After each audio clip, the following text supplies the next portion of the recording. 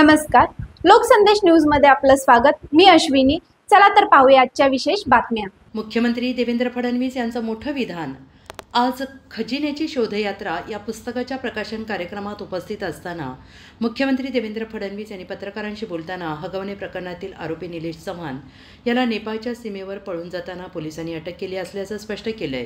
मुख्यमंत्र्यांनी सांगितलं की पोलिसांनी निलेश चव्हाण याला पूर्वनियोजन करून पकडलं आहे। या प्रकरणात कोणताही आरोपी वगळला जाणार नाही। तपास अतिशय काटेकोरपणे पार पडेल आणि कोणत्याही दबावाला परवानगी दिली जाणार नाही। हे विधान हगवणे प्रकरणातील कायदेशीर कारवाईमध्ये पोलीस आणि प्रशासन किती गांभीर्यानं काम करत आहे हे दर्शवतंय। पुढील तपासावर मुख्यमंत्री यांचं लक्ष असून प्रकरणातील सर्व दोषींवर कठोर कारवाई केली जाईल असा इशारा त्यांनी दिला आहे। लोकसंदेशसाठी पुणे जिल्हा प्रमुख पारस मुथा यांचा रिपोर्ट।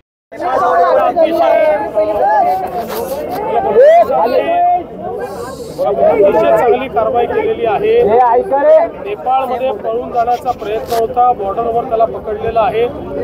योग्य प्रकारचे इंटेलिजन्स प्राप्त करून आणि हा सगळा ट्रॅप पोलिसांनी तयार केला, त्यामुळे आता त्यालाही ताब्यात घेण्यात आलेला आहे। मी पहिल्या दिवशी सांगितलं, या केसमध्ये जेवढे लोक आहेत कोणालाही सोडलं जाणार नाही, कुठल्याही प्रकारची हयगय याच्यात सहन केली जाणार नाही आणि अतिशय कडक अशा प्रकारची शिक्षा झालीच पाहिजे, हा प्रयत्न आमचा असणार।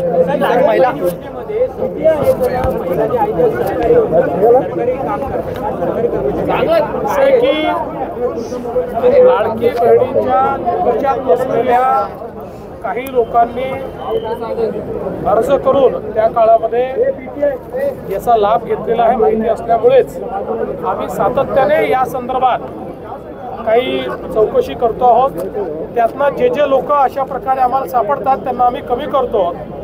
आता या संदर्भात अजून काम पूर्ण व्हायचं, अजून काम पूर्ण झाल्यानंतर तुम्हाला सगळी माहिती आम्ही देऊ।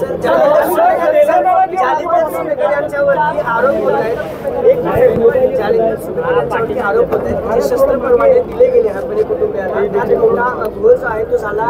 आज पुन्हा एक बातमी आली की पत्ते बदलले गेले, ते स्वतः मामा आहेत सगळ्या प्रकरणात, अधिकार देखील काढून घेतले। असं आहे की अशा प्रकारची तक्रार आलेली आहे, त्या तक्रारीत किती तथ्य आहे हे पाहण्याकरता मी सांगितलेलं आहे। आणि दुसरं, कुठल्याही प्रकारे कोणीही या तपासावर दबाव आणू नये किंवा या तपासात कुठली गडबड करू नये, या दृष्टीने काही निर्णय आम्ही घेतलेले आहेत। अवकाळी पावसामुळे शेतकऱ्यांना 6 सदस्याच्या जागा रिक्त आहेत और पाकिस्तान तेलंगाना के मुख्यमंत्री का बयान है कि अगर राहुल गांधी पीएम होते तो पाकिस्तान के 2 टुकड़े करके पीओ के ले आते। क्या जवाब देंगे उनको आप? दिन में बयान दिया या रात में दिया? महिला राज्य आयोगाच्या 6 सदस्यांच्या जागा रिक्त आहेत गेल्या वर्षभरापासून, त्या राज्य सरकार कधी भरणार आहेत? सगळी प्रोसेस काही नक्की निश्चितपणे लवकरात लवकर। आणि रुपाली चाकणच्या राजीनाम्यामध्ये आपण सरकार जास्त वेपनच्या परवानगी दिला आतापर्यंत